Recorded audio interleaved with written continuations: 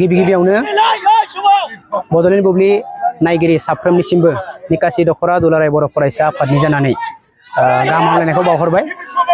नोंगौ दिनै नैबे जि बड'फा गेजेरथियारि सोलायनाय मावथांखि नैबेखौ बिथा खालामनानै निकासि दख'रा दुलाराय बर' फरायसा आफादा 13 बोसोर बैसोनि सिंनि जि जोलुर गेलेनाय बादायलायनाय नैबे हाबाफारिखौ दिनै सिब्रुबारि ओनसोलनि सोमदोन जोहोलाव गेलेग्रा फोथाराव सानसेनि मेहेरगोनां हाबाफारिजों बेखौ खुंफुंनाय जादों। बेवहाय निकासि दख'रा दुलाराय बर' फरायसा आफादनि जि बेन्दोङाव थानाय जि मोनब्रै जोंहा एरिया दं, बे जाहैबाय सिब्रुबारि, भांग्रिकुसि, लोगोसेनो दारागाव आरो दिहिरा। बे मोनब्रै ओनसोलनिफ्राय बेयाव बाहागो लाफैनाय जादों।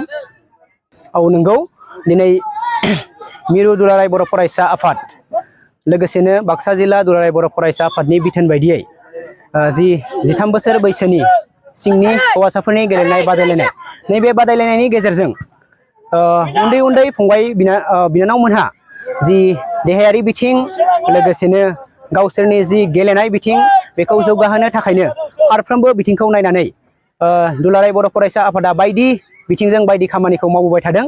थिग बेबायदिनो बड'फा गेजेरथियारि सोलायनाय जि मावथांखि बिनि गेजेरजोंनो 13 बोसोर बैसोनि जि जोलुर बादायलायनाय नैबे बादायलायनायखौबो निकासि दख'रा दुलाराय बर' फरायसा आफादा दिनै खुंफुंनाय जादों। औ नंगौ, नैबे जि मोनब्रै टीम जोंनियाव बाहागो लाफैदों, नैबे बाहागो लानायनि गेजेरजों जों बेखौ सायख'नाय जागोन।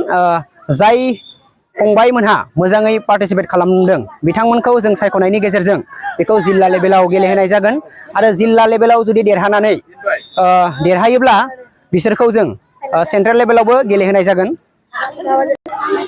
नंगौ, जि 2020 मायथाइयाव जोंहा जि बड'फा गेजेरथियारि सोलायनाय मावथांखि नैबे मावथांखिखौ लन्च खालामनाय जादोंमोन आरो नैबे जि लन्च खालामनायनि गेजेरजोंनो दिनै दुलाराय बर' फरायसा आफादा जि मोनसे हौवासाफोरनि जि उन्दै उन्दै बैसोआव जि बिसोरनि सिगाङावनो बुंखानाय जादों देहायारि बिथिं आरो जायफोर माने गेलेगिरिफोरा जोंहा नैबे ओनसोल जि हादान ओनसोलफोराव जोंनिया मा जायो, गेलेनाय बिथिङावनो जा मायबा बिथिङावनो जा जोंनिया मा जायो, गावसोरनि जिखिनि रोंगौथि बेखौ रोंगौथिखौ दिन्थिनो हाया। नैबे जि 13 बोसोर बैसोनि बादायलायनायनि गेजेरजों जों जिहेथु बिसोरनि जि थाखुमानानै थानाय टेलेन्ट नैबे टेलेन्टफोरखौ जों जाहाथे दिहुननो हायो आरो सासे सासे जोंनि बर'फोरनि गेजेराव मोजां गेलेगिरि जों बेखौ दिहुननो हायो। नैबे नोजोरजोंनो जों नैबे जि थांखि बे थांखिफोरखौ मावफुंनो थाखायनो नैबे जि बड'फा गेजेरथियारि सोलायनाय मावथांखि नैबे मावथांखिनि गेजेरजों नैबे जि 13 बोसोर बैसोनि हौवासाफोरनि जि जोलुर गेलेनाय बादायलायनाय बेखौ लानाय जादों।